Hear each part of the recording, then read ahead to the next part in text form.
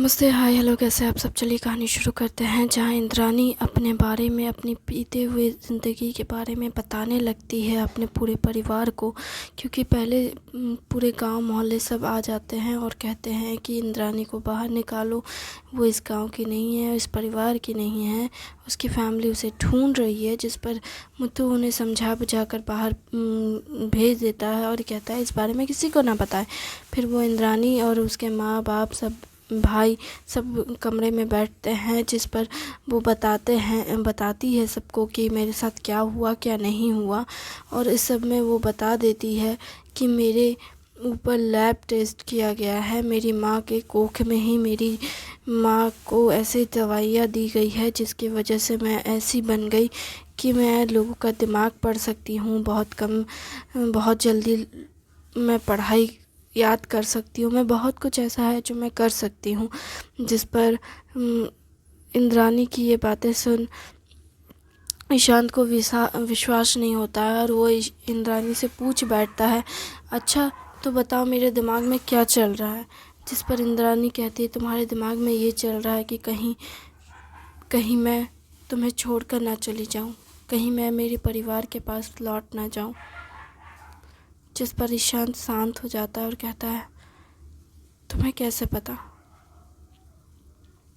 जिस पर वो अपने पिता के हाथ पकड़ के मुथु से फिर कहती है, पिताजी मैं जानती हूँ आप दुखी हैं, आपको लग रहा है कि कहीं ना कहीं मुझे इससे दूर जाना ही होगा, इसे इसके पिता के पास छोड़ना ही होगा, इसके पिता बेचैन होंगे।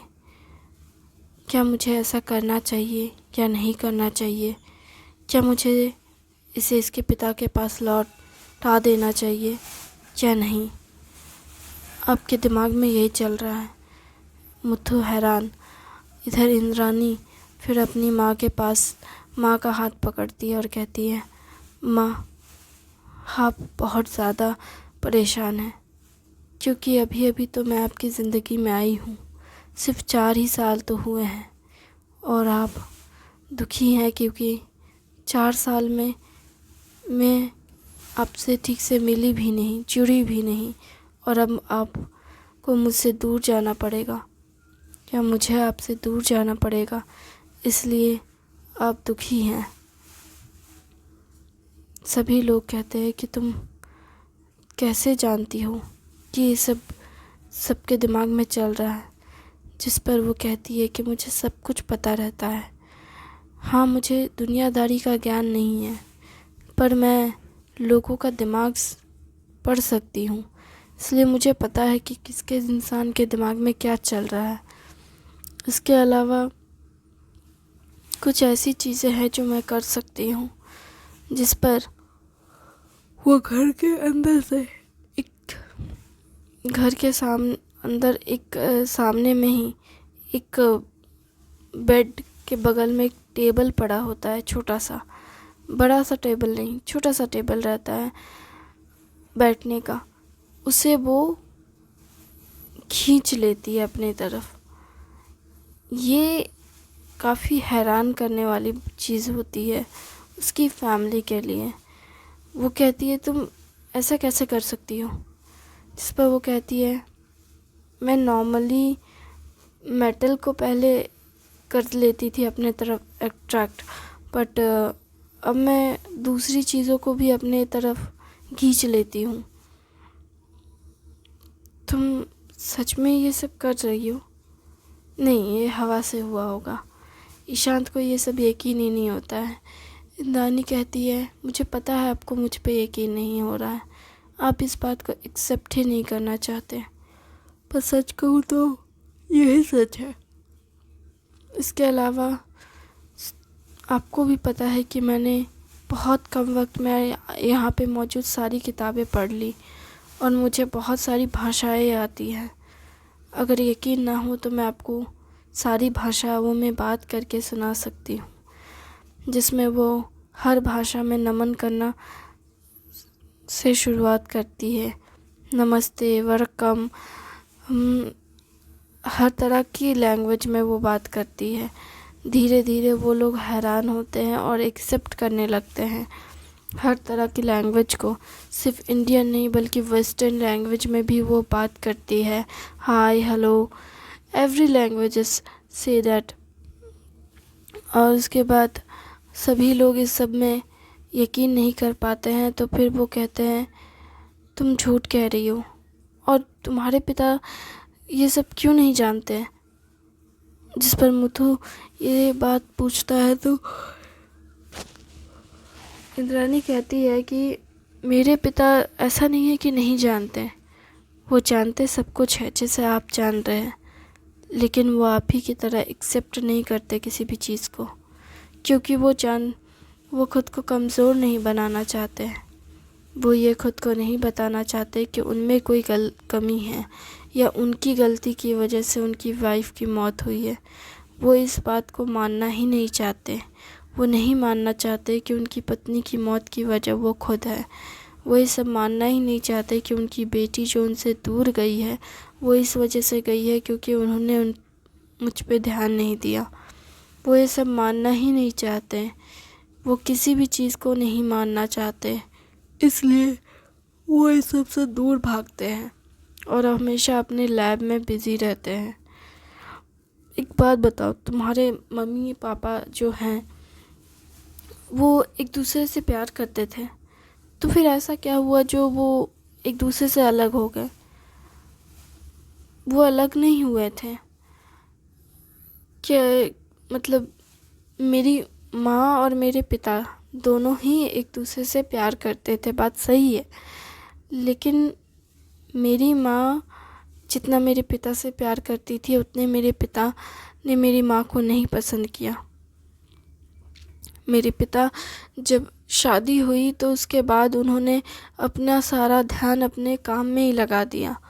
मेरी माँ से कभी कॉल मिलते थे और बाकी टाइम वो लैब में गुजारते थे। उन्हें लैब के अलावा कुछ और दिखता भी नहीं था। वो सिर्फ लैब और काम और कुछ नहीं, वो उस सब में ही उलझे रहते थे। तुम्हारे पिता क्या करते हैं? जिस पर इंद्राणी कहती है कि वो एक साइकोलॉजिस्ट रिसर्चर हैं।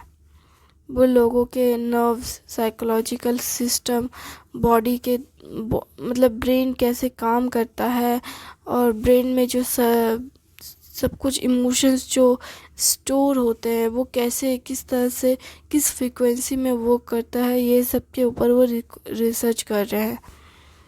और इसी सिलसिले में मेरे अंकल भी रिसर्च ही कर रहे होते हैं, क्योंकि लेकिन तुमने कहा कि वो दोनों कॉलेज टाइम पे थे, लेकिन वो उन दोनों की मतलब दोस्ती अच्छी थी, पर उनका सब्जेक्ट एक ही था?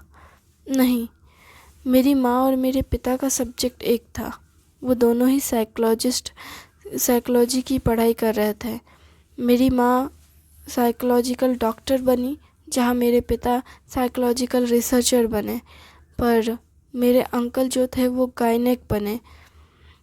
पर जब मेरी माँ ने उन्हें रिजेक्ट किया ये कहकर कि उनके साथ नहीं रह सकती, वो मेरे पिता से बचपन से प्यार करते आई हैं, तब उन्होंने मेरी माँ को ये बताने के लिए कि वो भी पढ़ सकते हैं, वो भी कुछ बन सकते हैं, मतलब उन्हें किसी तरह से यकीन दिलाने के लिए कि वो क्या हैं, इसके लिए उन्होंने साइकोलॉजी की पढ़ाई की।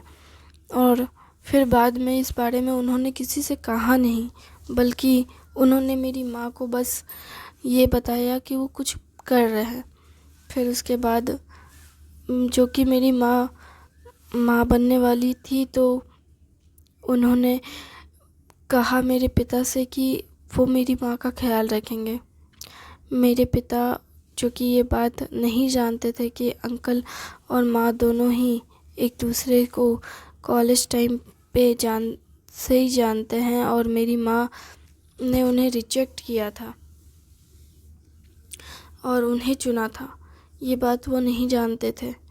और मेरी माँ ने पिता की बात नहीं टाली, और चूँकि वो जानती थी कि वो फ्रेंड है तो वो मेरा अच्छे से ध्यान रखेंगे और मेरे साथ कुछ बुरा नहीं करेंगे, लेकिन फिर भी उन्हें कहीं ना कहीं माँ को उनकी बातें और उनकी हरकतें पसंद नहीं आ रही थी, क्योंकि वो माँ के करीब आने की बहुत कोशिश करते थे और बार बार ये जताने की कोशिश करते थे कि मेरी माँ उनके साथ ज़्यादा खुश रहेगी, ना कि मेरे पिता के साथ।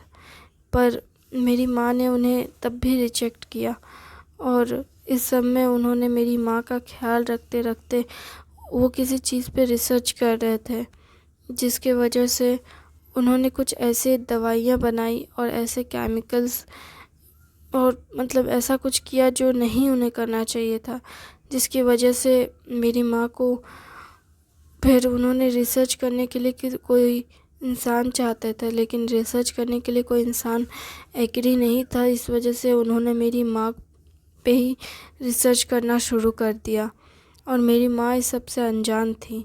मेरी माँ बस चाहती थी कि वो अपनी लाइफ में मूव ऑन करे और आगे बढ़कर अपनी ज़िंदगी को खुल के जिए, मुझ पे ना उलझा रहे, मेरे ऊपर अपना टाइम ना वेस्ट करे।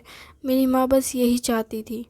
पर जो कि मेरे पिता के प्यार और उनकी इस तरह की हरकतें जो मेरी माँ को बहुत ज़्यादा बुरी लगने लगी, और मेरी माँ ने तय किया कि वो मेरे पिता को छोड़ देगी और उन्हें अपनाएगी अगर उसने भी हार नहीं मानी तो इसलिए मेरी माँ ने सोचा कि वो उन्हें एक्सेप्ट करेगी, लेकिन मेरे जन्म के बाद। लेकिन मेरे अंकल ने मेरी माँ को ही मेरे जन्म से पहले ही उन पे रिसर्च करना शुरू कर दिया था। उन्हें अलग तरह के इंजेक्शन देने लगे थे, जिसकी वजह से मेरी माँ धीरे धीरे कमज़ोर होती गई, मेरी माँ की हालत ख़राब होती गई।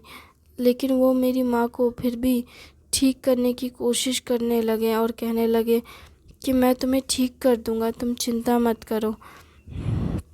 फिर वो मेरी माँ को ठीक करने की कोशिश में मेरी माँ को इतना उन्होंने बीमार कर दिया, ऐसे ऐसे इंजेक्शन लगाकर, जिसकी वजह से मेरा दिमाग इस तरह से बन गया और मेरी माँ बहुत बीमार और कमज़ोर हो गई।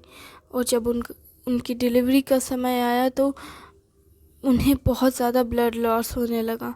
खून ज़्यादा बहने की वजह से मेरी माँ की मौत हो गई। जबकि वो चाहते तो मेरी माँ का खून रोक सकते थे, लेकिन उन्होंने मेरी माँ को छोड़ दिया उस वक्त जब मेरी माँ को उनकी ज़रूरत थी। और मुझे ये बात पता चली जब मेरी माँ की डेड बॉडी मैंने देखी। तुम्हारी माँ की लाश कैसे?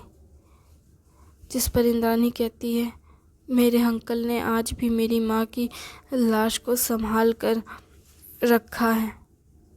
क्यों रखा है मुझे नहीं पता, पर उन्होंने आज भी मेरी माँ की लाश को संभाल कर रखा है। मुझे नहीं पता कि वो मेरी माँ के साथ क्या करना चाहते हैं, पर मेरी माँ की मौत की वजह मेरे पापा और मेरे अंकल दोनों हैं। सबसे ज़्यादा मेरे पापा। अगर उन्होंने मेरी माँ का अच्छे से ख्याल रखा होता तो मेरी माँ आज ज़िंदा होती। अगर मेरी माँ को समय रहते मेरे पिता ने इस तरह से ना छोड़ा होता तो मेरी माँ ज़िंदा होती। अगर मेरे पिता ने मेरी माँ पे थोड़ा सा भी ध्यान दिया होता, थोड़ा सा भी उस वक्त में भी, उस समय में भी अगर उनका केयर किया होता तो मेरी माँ की मौत नहीं होती। मेरी माँ के जाने के बाद उन्होंने मुझे ठुकरा दिया, ये कहकर कि मैं ही मनहूस हूँ, मेरी वजह से मेरी माँ की मौत हुई है, जबकि गलती उनकी खुद की है। उन्होंने ये बात कभी एक्सेप्ट नहीं की और हर वक्त हर चीज़ के लिए उन्होंने मुझे ब्लेम किया। मैं इंतज़ार करती रही 7 साल तक कि मेरे पिता आएंगे, लेकिन वो नहीं आए। फिर मैंने सोचा क्यों ना मैं अपने पिता से खुद जाकर मिलूं और उन्हें बताऊं कि मैं कितनी अजीब बच्ची हूं। पर मैं उनसे ये बात कहने चाहती थी, लेकिन उन्होंने कभी मुझे सुनना ही नहीं चाहा। और धीरे धीरे जब मैं लोगों के आसपास गई, जो भी मेरे आसपास लोग थे, मेरे दादा, मेरी दादी, मेरे अंकल, उन सब के जब मैंने दिमाग को पढ़ा और मुझे जो चीज़ें पता चली वो काफ़ी ज़्यादा हैरान करने वाली बात थी। और मैं बहुत डर गई। मुझे समझ नहीं आया कि आखिर मेरी माँ की गलती क्या थी। उन्होंने तो बस प्यार चाहा था, पर उन्हें प्यार के बदले मौत क्यों मिली? और आखिर मेरी क्या गलती थी कि मेरे माता पिता दोनों का ही प्यार मेरे नसीब में नहीं था? क्यों? आखिर मैंने क्या किया था? वो ये सब कहकर रोने लगी। ये देखकर और मीरा मुथु और मीरा दोनों ही एकदम से रोने लगते हैं और उसे संभालते हुए कहते हैं कि तुम हमारी बेटी हो और हमेशा तुम हमारी ही बेटी रहोगी। इससे फ़र्क नहीं पड़ता किसने तुम्हें जन्म दिया और किसने तुम्हारे साथ क्या किया। अब तुम हमारा परिवार हो और तुम अब हमारे साथ रहोगी। और अगर तुम खुद से डर रही हो कि तुम अलग हो, तो इससे फ़र्क नहीं पड़ता, क्योंकि जो भी अलग होता है वो ख़ास होता है। जिस पर ईशांत भी अपनी बहन के तरफ हाथ बढ़ाकर कहता है, क्योंकि इंद्रानी तो माता पिता को गले लगा लेती है, लेकिन ईशांत इस सब को अपना नहीं पाता, इसलिए थोड़ी देर तक तो ईशांत बहुत शांत रहता है। फिर इंद्रानी ईशांत की ओर देखती है। फिर ईशांत इंद्रानी को कहता है कि तुम क्या सोच रही हो? मैं क्या कहूँ? जिस पर इंद्रानी कहती है, मैं ज़्यादा कुछ नहीं चाहती। आप मुझे अपना नहीं पा रहे हैं, मैं जानती हूँ, और इस सब के साथ तो अपनाना बहुत मुश्किल है। जिस पर ईशांत उसे तुरंत गले लगाता है और कहता है, तुम मेरी बहन हो और मैं हमेशा तुम्हें प्रोटेक्ट करूँगा, समझी? कोई तुम्हें कुछ भी कहे, बुरा मत मानना, और कोई भी तुम्हें मुझसे दूर नहीं कर सकता। जिस पर इंद्रानी कहती है, आज भी आपने उस पुराने पैम्पलेट को संभाल कर रखा है ना? जिस पर ईशांत कहता है, तुम्हें कैसे पता? जिस पर इंद्रानी कहती है, मैं जानती हूँ आप उसी के बारे में सोच रहे थे, क्योंकि काफ़ी समय पहले यानी 4 साल पहले भी ऐसा ही एक पोस्टर पूरे एरिया में डिस्ट्रीब्यूट किया गया था, जिस पर मेरे बारे में लिखा हुआ था, लेकिन मेरी कोई तस्वीर नहीं थी, इस वजह से उन्होंने कोई फ़ोटो नहीं दी। लेकिन अब तो दुनिया बदल रही है, तो मेरे बचपन की जो तस्वीर थी उसी के ज़रिए मेरे चेहरे को बड़ा छोटा करके ऐसा फेस बना दिया गया जैसा कि अभी मैं दिखती हूँ, और इसी के ज़रिए अब सबको पता चला कि मैं कौन हूँ और कैसी हूँ। मुझे माफ़ कर दीजिए, लेकिन मैं सच कह रही हूँ। मैं आपसे झूठ नहीं कहना चाहती। अगर आपको मेरा इस तरह से यहाँ होना पसंद नहीं है तो आप मुझे बता दीजिएगा, मैं चली जाऊँगी। जिस पर इंद्रानी फिर कहती है, मुथु जी और आंटी, मैं बस ये चाहती हूँ कि आप खुश रहें। अगर मेरी वजह से आपको कोई तकलीफ़ होती है तो मुझे माफ़ कर दीजिएगा। जिस पर वो कहते हैं कि मैंने तो सोचा कि तुम मुझे माँ बाप कहोगी। हाँ, पर अगर आप मुझे यहाँ से दूर भेजना चाहते हैं तो मैं चली जाऊँगी। जिस पर वो कहती है कि तुम्हें किसने कहा कि मैं तुम्हें दूर भेजना चाहता हूँ? मैंने कहा ना कि तुम हमारी बेटी हो। अब तुम्हें कोई मुझसे दूर नहीं कर सकता, और तुम्हें जहाँ जाना है तुम जा सकती हो। अगर तुम अपने शहर जाकर नहीं पढ़ना चाहती हो तो मत जाओ। तुम यहाँ किसी आसपास के शहर में जाकर के अपनी पढ़ाई कंप्लीट कर सकती हो, और अगर यहाँ कहीं नहीं है तो तुम चाहो तो विदेश भी जा सकती हो। मैं पैसों का इंतज़ाम कर दूँगा। तुम चाहो तो बाहर जाकर पढ़ सकती हो, क्योंकि तुम्हारे लिए तो कोई भी लैंग्वेज सीखना मुश्किल नहीं है ना। तुम बाहर जाके पढ़ाई करो। जिस पर इंद्रानी कहती है, नहीं, आपके लिए परेशानी होगी। थैंक यू वेरी मच इस कहानी को सुनने के लिए।